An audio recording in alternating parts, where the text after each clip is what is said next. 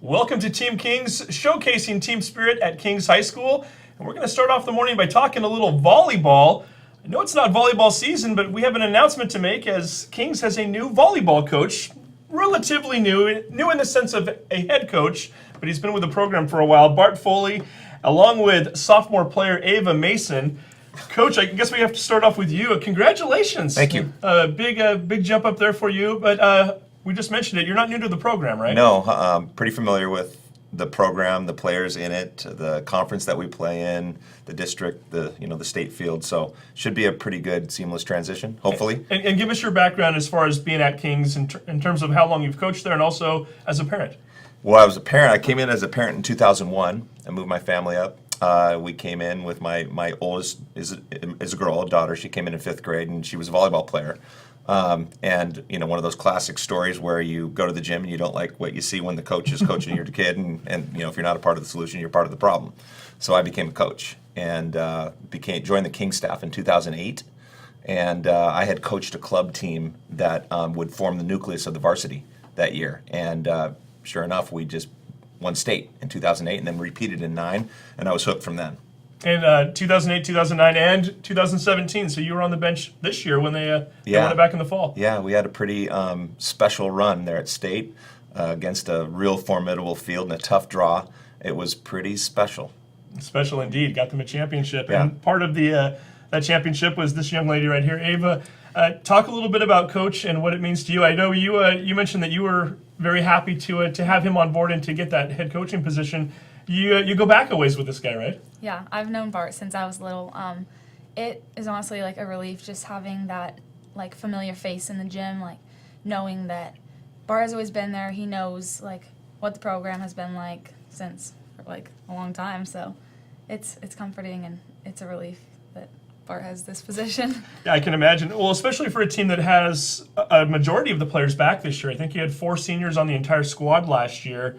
And I know, Bart, a lot of times when you see teams that are struggling to get victories and they want to go in a different coaching direction because of the fact that they're trying to rebuild, that's always kind of nice at that point to hit the reset button. But with a team that's kind of humming along nicely here and winning a state championship, I've got to think that having the familiarity of you as a coach and for them as players, that's a nice dynamic, isn't it? Yeah, I think so. The feedback from the girls has been good. I met with each of the returning varsity players just to kind of get the temperature read, and I think unified in terms of like, yes, now we can just kind of proceed. We have pretty high expectations. We do return a lot of the varsity players. All of our outside hitters are back. We have to replace a middle. We have to replace our setter, and her older sister was our libero, and that'll be an open competition for that position. But there's a lot of institutional knowledge on the squad this year, which will be a good situation coming back. And you're both adjusting in a sense in that you're both missing a family member off the team next year. I know, Ava, for you, Sister Ellie was on the team, and you're not going to be playing with her this year. Tell us a little bit about what that's going to be like in the fall. Yeah, playing with her was super fun, let alone winning state. That was a cool experience, and it's going to be sad to not have her. But. And Coach, for you, your daughter Tessa, as you mentioned, was on the team last year. You get this job 1 year after she leaves the program. Yeah. Was that sort of a strategy all along? I know obviously sometimes when you're the head coach of your own child, people start questioning decisions and motives and things along those lines. Yeah. In some ways, is that more of a positive, or would you like to have perhaps had her for 1 more year? Oh no, I'm totally okay with it because I was pretty much involved. Jeff and I had a real good partnership the last 6 years, so it wasn't like I didn't have influence. But Jeff was a great guy for that job for those 6 years, and we're grateful for the time that he put in. And I got to coach Tessa. I was very much involved with coaching her and in her ear and things of that nature. And she had a nice career and a nice story. And now I'm really looking forward to turning the page, and I'm looking forward to Ava's time and the rest of the girls. Is it exciting to take over a team that's won a state championship, or does it maybe put a little extra pressure on you as the coach, knowing that you're coming into a situation where the expectations are fairly high? Now, again, you did mention that you and Jeff had a pretty strong partnership anyway, but nonetheless, you now have that title attached to the job. Does it put a little extra pressure? Oh, for sure. I mean, I'm not worried about the pressure on me, but I do think about the pressure of expectations coming in. I think John Wooden said that winning takes talent, repeating takes character. So it's going to be a different test this year. I did experience this back in 2008 and 2009. I remember the road in 2009 being completely different because the target was on our back and that kind of thing. And so we'll see what it looks like this year. And I think just tempering that expectation and taking it one match at a time has been a good recipe for us in years past, and we'll take that same approach this year. And Ava, for you, 1 year older now, or you will be by the time the fall rolls around here. Does the role for you change from sophomore to junior, knowing that a few of those seniors have moved on? Perhaps maybe a little more of maybe not calling it a leadership role, but certainly as one of the older players now. Does that change for you a little bit in how you approach the game and how you approach that team chemistry in the locker room?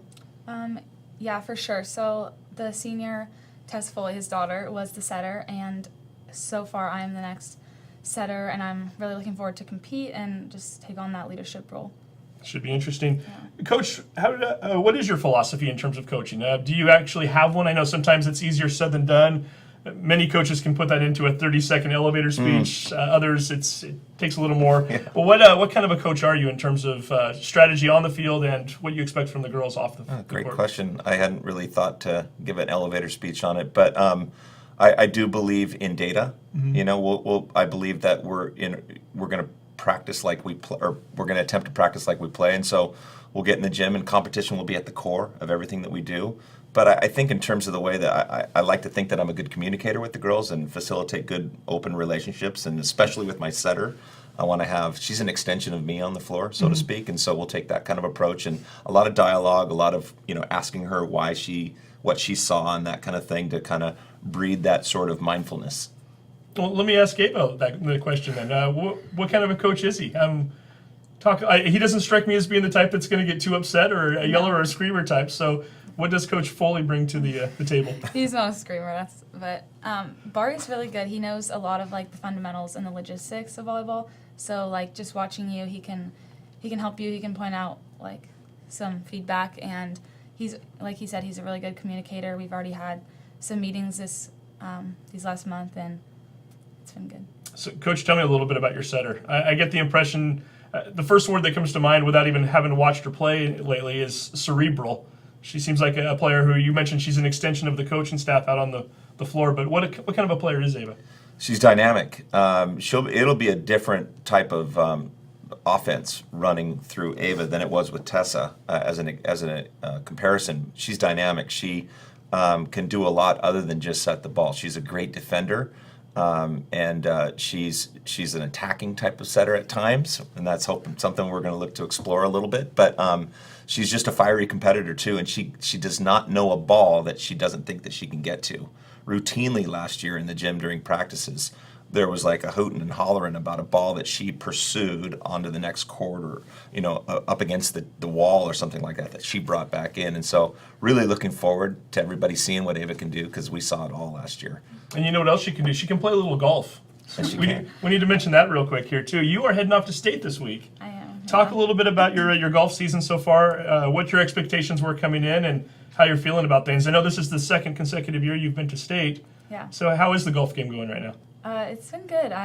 We've been practicing a lot and getting better. Looking forward to state. And Rachel Cameron's going with you? Yeah, my teammate Rachel Cameron, she's a junior this year. She'll be heading with me. And state is where? It is in Spokane this year. Okay. Have you played the course before? Was that the same course last year or no? Last year we were in Richland, and so it's a completely new course. Never played it, never seen it. Have you been online looking at pictures yet, or are you the type of player that wants to know ahead of time, or would you rather get there and kind of figure it all out? I haven't seen any pictures or looked at it yet, but we're playing a practice round before we play, so I'll get the chance to see the course then. And then afterwards, what does the summer look like for you? The summer is full of a lot of volleyball, maybe a little golf as well. I'll be playing in the junior national tournament in Detroit, so that will be fun. That was for my club team. And then a lot of open gym and spring practices, tournaments with high school volleyball. And Coach, for you, with all these club teams, I know some of the girls go off in different directions. Do you try to kind of keep your finger on the pulse of what's going on, or do you just let them have their time during that period and just wait for the fall to roll around? Or do you try to get out and watch some of these club games? I am going to try to get out in the coming weeks. There's a big tournament on Memorial Day weekend down at the University of Washington. I'll get in the gym and see some of the girls. I coach a club team myself, so it has been hard to kind of get around on the weekends to see the girls, but I have managed to see Ava a time or two, and I hope to get to see the others. But there's a lot of girls out there playing club for sure in our program. Very good. And Ava, I guess I should ask too, do we have a goal for the the state golf tournament? Is it in terms of placement? Is it in terms of a score you want to shoot? What are your expectations and what are you hoping for next weekend? I'm just hoping to better my score and just play as well as I can. I'd say not a bad philosophy right there. Speaking of philosophies, one other question I wanted to ask you, Coach. I know we're looking at a new conference next year. So Archbishop Murphy and a few others are gone. It's going to be a strictly 1A conference. As far as scheduling is concerned, what are you looking to do with your non-conference games? I know you have a couple extras now this year. Do you have the philosophy of let's get those wins early and get everything rolling, or would you like to see some tougher matches? No, I think the mantra that we've always had is any team, anytime, any place. And I'd really love to schedule quality opponents to the degree that we can. It's tough to go find. Not everybody has non-conference openings in their schedule. But so far, good dialogue with some 4A schools.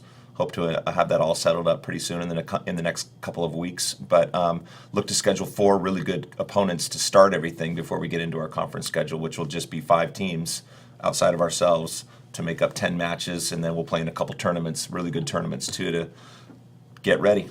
And we were talking off camera a little bit about this too. It's not always easy to schedule those non-conference games because of the fact that the RPI now factors in for everybody and they want to keep their rankings up. The thought of a 4A school, sometimes they don't want to play a 1A school because even if you guys are a powerhouse, it doesn't necessarily show up in the rankings for them, and they consequently are a little more leery about taking those matches now, right? I believe so, although they're not coming right out and saying that to me when they say that sorry, we can't, we already committed to somebody else. But it would make some sense if that's the case, and that's my intuition.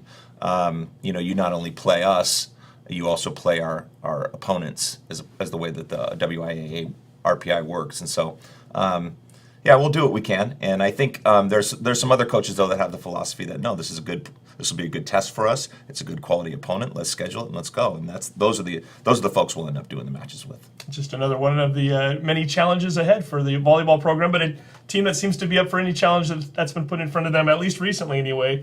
Again, 2017 state champions, and it sounds like Coach Foley and the rest of the squad, including Ava, are ready to go again this year. Congratulations again, Coach, on getting the job. Ava, congratulations on your success this year, not only on winning a state championship, but also on the golf scene, and we hope you have a fantastic weekend coming up at state. Thank you. The Kings volleyball team isn't the only squad that just hired a new coach. Matter of fact, 2 new coaches on the cheer squad. One of them with us right now, the new co-head coach, Emilie Brown, who is also not unfamiliar with the program as she's a graduate of Kings. We also have with us one of the members of the cheer squad, Bridgit Mehrer, who is a sophomore at Kings. Ladies, first, thank you for being with us today. Emilie, we just mentioned it, class of 2014, right? Yeah. Welcome back. Thank you so much. I didn't think I'd come back, but it's exciting. Yeah, talk a little bit about the journey. So you were a cheerleader at Kings, and you went away to college, and you cheered in college, right? Yeah, so I cheered all 4 years at Kings High School. Incredible experience, and then I went off to Azusa Pacific University in Southern California, and I had the privilege of cheering all 4 years there. Long story short, I did not anticipate coming back to the Pacific Northwest, but I think the further on I went in my college career, I was like, man, I can't get enough of Seattle, can't get enough of Edmonds. And then once I became a senior and was looking at, okay, what am I going to do when I graduate? I had heard through the grapevine that Kings was hiring and looking for a new head coach, so I emailed our athletic director, and I was like, hey, I would love to be a part of this. Please hire me. So I went through the process, and here I am. You say through the grapevine, but we should point out, what is the grapevine? Yeah. Dad works there, right? Yes. So the grapevine is my father. He is one of the mock trial coaches. He's a lawyer in downtown Seattle, and so he coaches mock trial team. I did that as well when I was at Kings, and so he had heard through the principal and through Mr. Skeen that there was a position opening. So very good. So welcome back to the family. Thank you. And this young lady here, Bridgit, you are a sophomore at Kings this year, and you were telling us a few minutes ago off camera that you have memories of Coach Emilie Brown being a member of the Kings squad, right? Yeah, when I went to the little kid cheer camp, I remember you being a big cheerleader. Is it kind of surreal for you now as you're thinking about this whole experience? And Yeah. did you know right away when you heard that she was the coach who she was? Oh, of course. Of Yeah. course, legend, right? Oh, yeah. Thanks, Bridget. And we should point out too, you are the co-head coach. Yes. Talk a little bit about that. Michaela Hendricks, who is I guess a year older than you, Yes. also was one of your teammates Yes. on the cheer squad back in the day. So Michaela and I cheered together, I want to say for 3 years because she was a year above me. And it's funny looking back too, we went on a trip to Israel with Kings together. We had done things through mutual friend groups, so it's cool that it's kind of coming full circle. But Michaela went to go cheer at George Fox as well, so she has a collegiate cheer background, which is really exciting. And her and I just have the same passion for this squad and really want to see this team do really cool things this year. But you didn't apply as a package deal, right? This was No, just the way so it worked yeah. out. Yeah, so when I interviewed, I had no idea she was interviewing. She was the assistant coach last year. And so I guess, yeah, we both simultaneously were interviewing for the head coach position, and both the director of the cheer program and the athletic director, Rick Skeen, they were like, you know what, we think you guys are better than just having one head coach. And so, yeah, they asked us if we'd be willing to do a co-head coach scenario, and we both talked, and yeah, it could not be more perfect. And you're both on board and excited about it. Yeah, Very absolutely. good. Bridgit, for you, I've got to think having one of the coaches anyway, having them back in the program from last year and having that familiarity, that's got to make things a little bit easier too. Is how are the girls feeling about this whole thing right now? Have they been talking about it a little bit? They're excited for sure. We had a really good time with Michaela last year. She was a really good assistant coach, so we're excited to have 2 head coaches as well. Because Now you've cheered at Kings, you cheer on a club team as well. Yeah. What makes a good cheer coach? What do you like to have as far as attributes in a coach when you're cheering? I would say a personal connection, and where they'll be there to support you and be your friend as well as your coach, and they are close enough to you to be hard on you at times to make the athletes better. So. And as far as from your standpoint, Emilie, Yeah. the age difference, it's not that big of a gap there. Yeah. Is that exciting for you? Can you relate better to Yeah, the so my experience cheering at Azusa Pacific, my head coach was a recent APU grad, and so she was just 3 to 4 years older than the entire team. And so it was really cool to see her really connect with us and be able to mentor us. And we looked at her as really an example of what it means to just do things the right way. And so I think it's really cool that both Michaela and I have this opportunity to not have this huge age gap, and we have been in their shoes not too long ago. And so it's really cool that we're not just looking to coach these girls, but to also mentor them and offer support when they need it. And you mentioned the mentor element of it. Yeah. Bridgit, for you, I know you've got a ways to go still. You've got 2 more years of school, but potentially you could want to maybe cheer in college someday. The fact that you not only have one coach, but you have 2 coaches on the squad who have collegiate cheering backgrounds, is that kind of exciting in the sense that you can maybe pick their brains a little bit? Or Yeah, that's exciting. That'll be fun to hear your guys' tips, and yeah, that'll be good. is it a lot different at the collegiate level than it is in high school? It's, I would say, just the athleticism of it is extremely different. You're allowed to do a lot of different stunts when you're in college. So you're allowed to do, we call them 3-level pyramids. So you can stack girls on top of each other. You can do baskets where the girls are flipping and twisting. And so the athleticism is just bounds and leaps higher than anything you're going to experience in high school cheerleading or even the competitive level. And so I remember going in my freshman year and I'm like, oh my goodness, my body hurts. You're scared of these stunts, and you just really have to overcome it. And so it's cool, you know, if we have girls that are looking into collegiate cheerleading, is to warn them like, hey, you're going to be pushed, and it's going to be exciting. Okay, you got a little more excitement left at Kings though still, so you got a couple years left. Now, talk about, because tryouts just took place recently, talk about next year's squad versus this year's squad in terms of, it sounds like there's a size difference too, right? How many girls were on the squad this year? This year, there's... Or this past year, yeah. This past year, there was about 15, I'd say. And it's grown quite a bit this year, isn't it? What's it going to be next year? 25, Yeah, 26. 26. 26. Wow. So are you, as a cheer member, are you excited about that? Is that I would think obviously that maybe means a few more breaks in between. You're not going to have 26 girls at each basketball game or anything. No. Right. I'm excited. I think that having a bigger presence will make us look stronger and bigger as a squad, especially at camp and just on the field or on the court when we're cheering. So I'm excited for the bigger squad.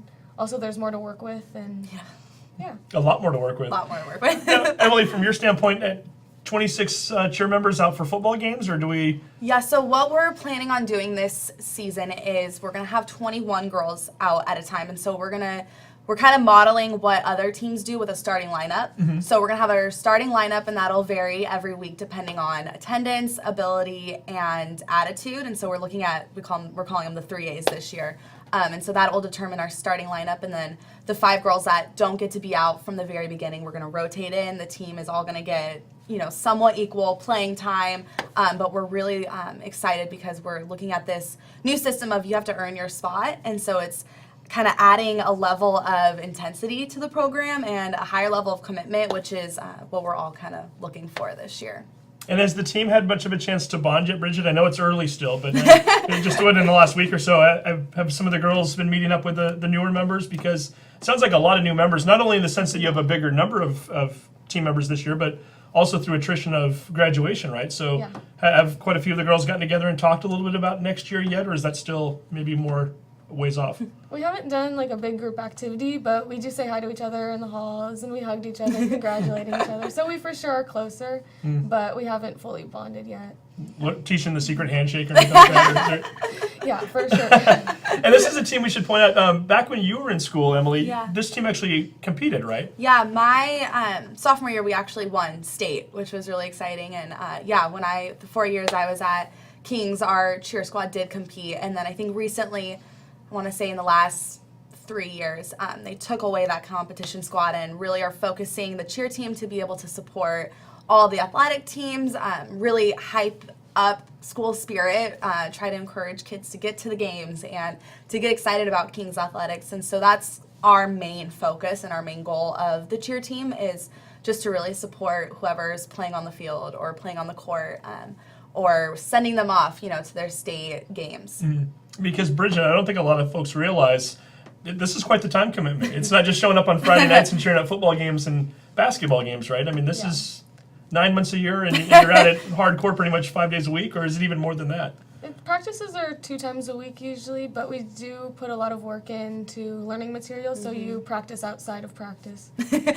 It's like homework. Taking it home with you, yeah. Really. So, do you have a favorite event that you cheer at, or Football games. football for games sure. without a doubt? Love football Woolsey on a games. Friday night, nothing better. Nothing better. So, do you have a favorite moment from the year as far as cheer? I would say just overall team bonding moments that we've had at camp, and also going to state basketball my freshman year was fun. So fun. Yeah, getting over the energy of the Sun Dome, never a bad thing, right? In the Never. afternoon. So loud, so fun. Yeah. Well, Emily, you probably experienced a little bit of that too. Yeah. Do you have a favorite cheer moment from back when you were at Kings? Yeah, I mean, similar to Bridgit, just the amount of team bonding we did was really cool. We got to go to my coach's cabin back in the day, which was awesome, just to be in a secluded place with all of the team members for like 3 days, and you really get to know each other in a new sense. And then I would have to agree with the Sun Dome. There's nothing like getting to go and cheer on the basketball team at that tournament. It's pretty incredible. It's quite the experience. Yeah. We're hoping 2 basketball teams get there next year, Yeah. so we'll see. Fingers crossed. Yeah, they've been doing well the last couple of years.